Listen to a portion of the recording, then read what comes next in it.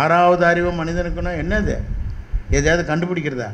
நம்மளோட மோசமான நாய் கண்டுபிடிக்குது பல விஷயத்தை, பூனை கண்டுபிடிக்குது. எழுத்தாப்பில் இருக்கக்கூடிய 80 அடிக்கு முன்னாடி இருக்கக்கூடிய பாம்பை என் கூட நின்று விளையாடிட்டு இருக்கிற நாய் விருட்டுன்னு ஓடுது குலைச்சிக்கிட்டு. நான் சொல்கிறேன், சச்சி வாசலில் பாம்பு வந்துடுது போய் பாருன்றேன். ஏன்னா குலைக்கிற விதத்தில் 3 வகை. ஒன்று மனுஷன் வந்தால் குலைக்கிறது, இதை போல் ஒரு ஜாதி போனால் குலைக்கிறது, எவனாவது இப்போ பொருட்கள் கொண்டு வந்து உள்ளே வச்சா குலைக்கிறது. அப்போ பாம்பு வந்தால் குலைக்கிறதுன்னு ஒரு கொலை இருக்குது, அது குலைக்குது. சச்சி வாசலில் பாம்பு வந்துடுச்சு, போ சீக்கிரம் அப்படின்னு நான் ஓடி போனான். மாமா ஓடியாங்க அப்படின்னு நான் பார்த்தா உள்ளேயும் வெளியுமா நிற்கிது பாம்பு. இவர் அங்கே படுத்துக்கிட்டு அது உள்ளே வர விடாமல் தடுக்கிறார்.